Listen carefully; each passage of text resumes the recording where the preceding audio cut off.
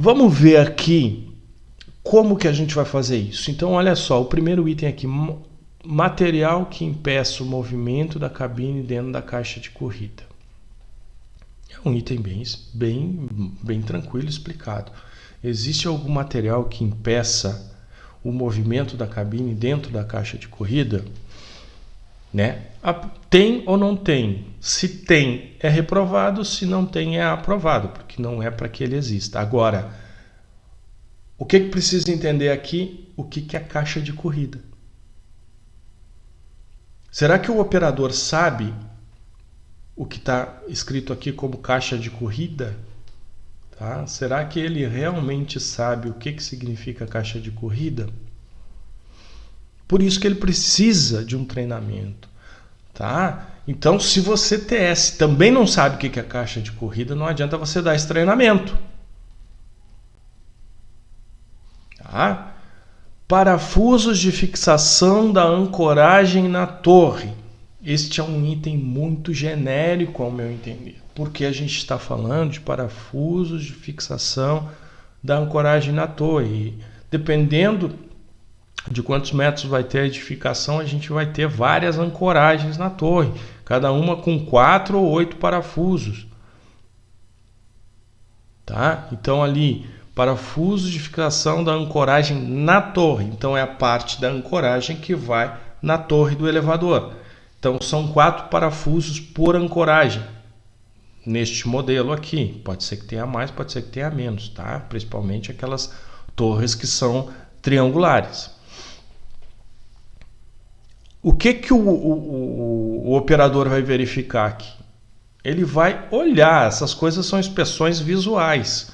Então ele vai olhar, existem os parafusos. Tá? Ele não está dizendo assim, olhar se os parafusos de fixação da ancoragem na torre estão aparentemente apertados. Ele poderia ter sido mais específico aqui. Tá? Então ele vai olhar visualmente enquanto a cabine está passando, se tem alguma abertura que ele possa entender que aquele parafuso não está, se ele consegue olhar que a porca está um pouco mais solta que as outras, é visual. Só que, como eu disse, são várias ancoragens, são 4 parafusos por ancoragem. Então, se de 20 ancoragens, um parafuso está solto, está com a porca mais solta, está com a porca aliviada, este item vai ser reprovado, porque a gente está falando de todos os parafusos. Mas é só um e nem vai cair, não dá problema.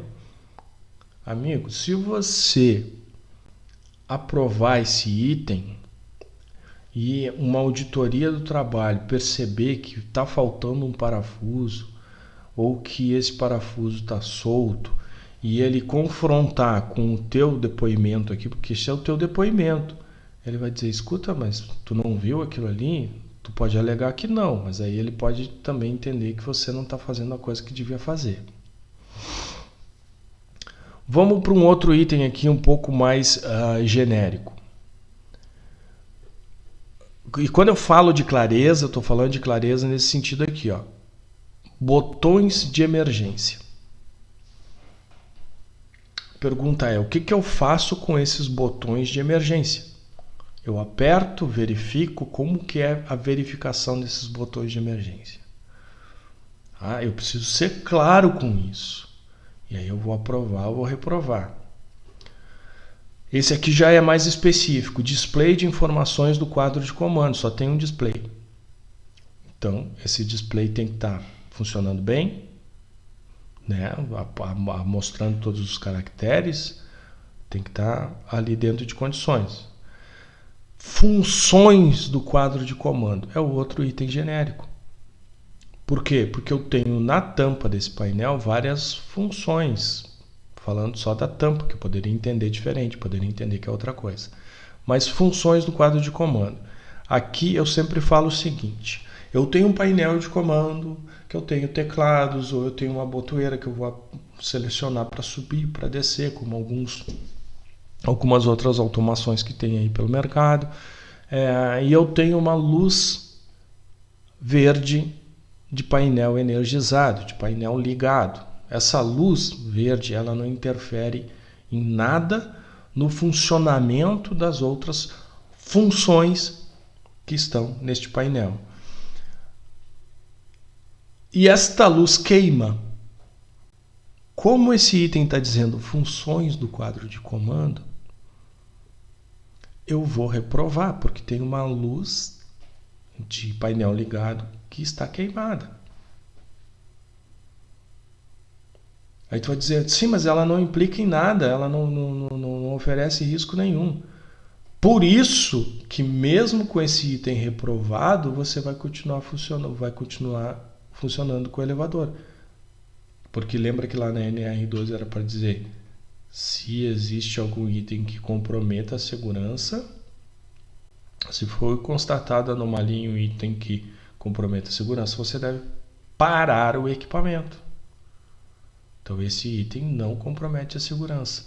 Mas como é que o operador sabe disso? Ele precisa de um treinamento que vai explicar muito detalhadamente para ele esse tipo de coisa, para que ele entenda que aquilo não compromete. Quando o item é genérico assim, ele pode reprovar esse item, e até eu aconselho, ou num documento à parte, ou se não tiver esse documento à parte, você atrás dessa folha, que provavelmente ela vai estar em branco, você vai colocar lá um asterisco referente a essa função de comando aqui, dizendo, olha, a lâmpada de sinalização de painel ligado está queimada, tá? Não acende. Você não sabe se está queimada ou não, simplesmente ela não acende. Isso é para você entender, gente, que aqui o quanto é importante que isso esteja claro para o operador, por isso precisa ser feito por quem de manutenção, pelo engenheiro de manutenção, pelo técnico de manutenção, pelo engenheiro de segurança, enfim, quem faça esse documento, que estes itens sejam itens importantes a serem verificados, itens que podem comprometer o funcionamento do equipamento, a segurança do equipamento, e a parte de segurança ainda vai ter que passar instruções adequadas para os colaboradores. Então esse triângulo, né, ele funciona integrado. Por isso que eu falo desses 3 pilares da educação por canteiro de obras. Né? A gente está deixando algumas profissões de lado, que a gente vai pegar mais adiante, mas o que eu quero dizer para você, eu tenho um equipamento, ele precisa atender a NR12, ele precisa de manutenção, ele precisa de treinamento, ele precisa de um operador.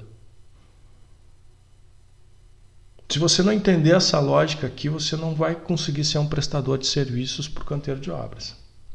Tá? Não vai conseguir.